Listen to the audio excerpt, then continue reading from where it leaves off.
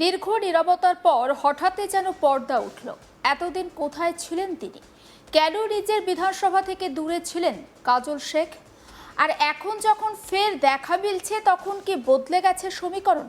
নেপথ্যের সমস্ত সেটিং কি সত্যিই হওয়া, নাকি নতুন করে ময়দানে নামার আগে নিঃশব্দে মানুষের মন বুঝে নিচ্ছেন তৃণমূলের এই বিধায়ক? রাজনীতির মঞ্চে অনেক সময় অনেক বড় ঘোষণা আসে না, আসে ছোট ছোট উপস্থিতি। আর সেই উপস্থিতি যখন কখনো কোনো বড় বার্তা দিয়ে যায়।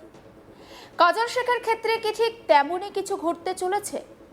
দীর্ঘদিন পর নিজের বিধানসভায় এসে দলীয় নেতৃত্বের সঙ্গে বৈঠক, উন্নয়ন নিয়ে বার্তা, আর তার মাঝে মানুষের সঙ্গে মিশে যাওয়ার চেষ্টা। সব মিলিয়ে একটাই প্রশ্ন উঠছে, খেলা কি আবার শুরু হচ্ছে? এমনকি এলাকায় গিয়ে মানুষের সঙ্গে কথা বলার সময় উঠেছে একেবারে ঘরোয়া প্রশ্ন, ডিম খাবেন? সাধারণ মুহূর্তের আড়ালেই কি তাহলে লুকিয়ে রয়েছে অসাধারণ কোনো রাজনৈতিক বার্তা? তৃণমূলের কাজল শেখ কি এবার ধীরে ধীরে নিজের জমি ফের মাপছেন?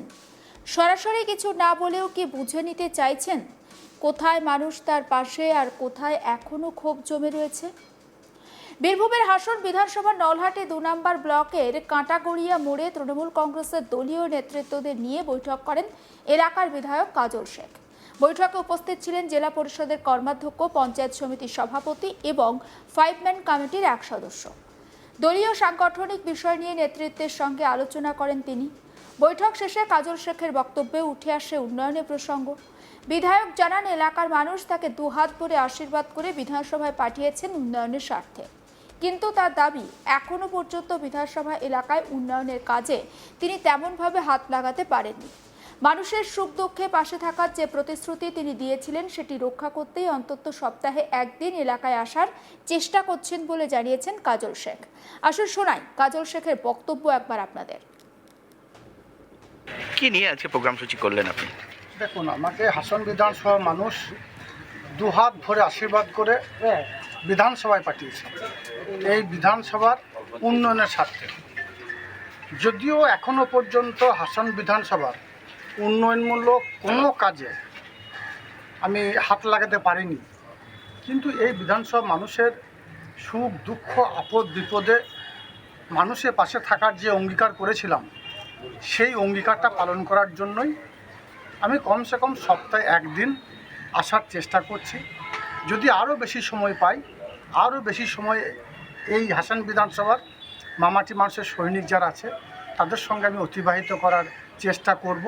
তার কারণ, আমি ভোটের সময় মাত্র 1 মাসের মধ্যে এই বিধানসভা মানুষ, মায়েরা, বোনেরা, ভাইরা, দাদারা, কাকারা যেভাবে আমার পায়ে পা মিলিয়েছিল, কাঁধে কাঁধ মিলিয়েছিল, হাজারে হাজারে কাতারে কাতারে মানুষ রাস্তায় নেমেছিল এবং দুহাত ভরে আমাকে আশীর্বাদ করছে, এখনও সেই একই রেশ রয়ে গেছে। মানুষের সঙ্গে এসে তাদের সঙ্গে কিছুক্ষণ অতিবাহিত করে আমি যেভাবে নিজেকে নিজের মধ্যে তৃপ্তি পাচ্ছি, আনন্দ পাচ্ছি, উৎসাহ পাচ্ছি, আমার কাজ করার প্রেরণা আরও বাড়ছে। আগামী দিনে হাসান বিধানসভার প্রত্যেকটি অঞ্চলে যাব, হাসন বিধানসভার প্রত্যেকটি বুথে বুথে যাব।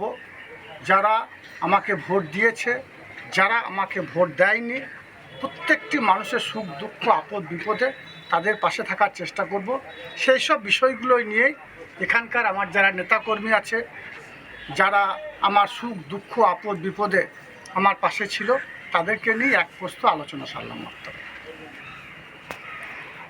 কাজল শেখ আরও বলেন, ভবিষ্যতে যদি আরও বেশি সময় দিতে পারেন তাহলে তিনি মানুষের পাশে থেকে আরও বেশি কাজ করার ইচ্ছে রয়েছে তার। অর্থাৎ দীর্ঘ অনুপস্থিতির পর ফের এলাকায় তার এই উপস্থিতিকে নিছক কোনো দলীয় বৈঠক, নাকি এর পিছনে রয়েছে আরও বড় কোনো রাজনৈতিক হিসেব? এখন সেই উত্তরটাই খুঁজছে রাজনৈতিক মহল। আসুন সমস্ত বিষয়টা নিয়ে আমার কালিক শান্তনু হাজরাকে রিপোর্ট তুলে ধরেছে, সেটা দেখায়। বীরভূম জেলার হাসন বিধানসভার বিধায়ক কাজল শেখ। এই কাজল শেখ যেদিন 4ই মের পর থেকে হাসন বিধানসভায় দেখা যাচ্ছিল না, তার খোঁজ মিলছিল না, এমনটাই বক্তব্য পেশ করছিল হাসন বিধানসভার এলাকার মানুষজন। সাথে সাথে কংগ্রেসের যে নেতা রয়েছে, বামেদের যে নেতা রয়েছে, ভারতীয় জনতা পার্টি নেতা, রাজনৈতিক নেতৃত্ব।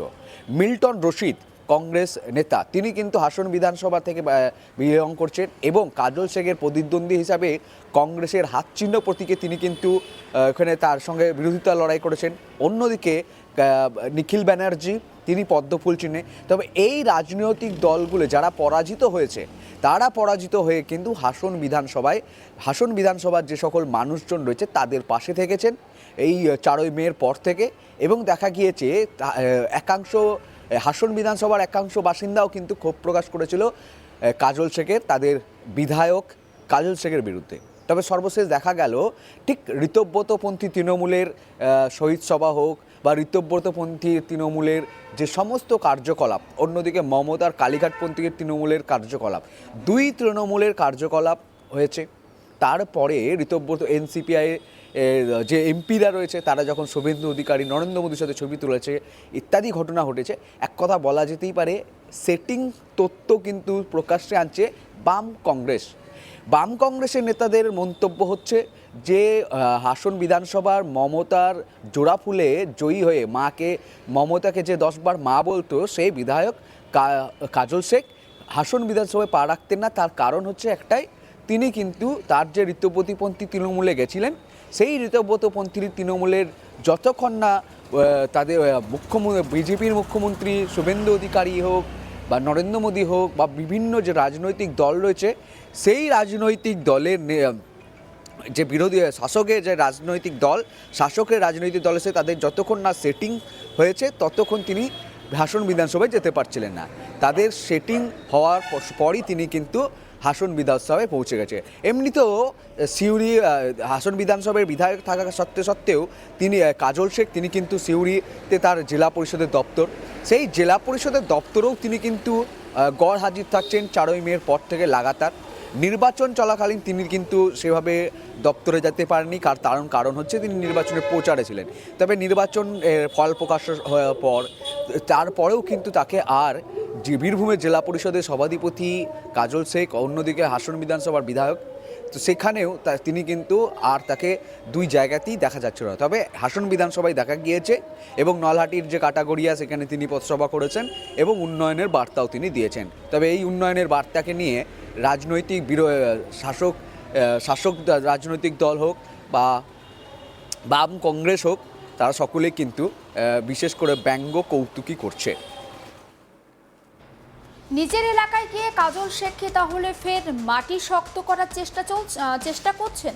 এটাই এখন বীরভূমের রাজনীতিতে সব থেকে বড় প্রশ্ন, বিশেষ করে হাসন এলাকার রাজনীতিতে।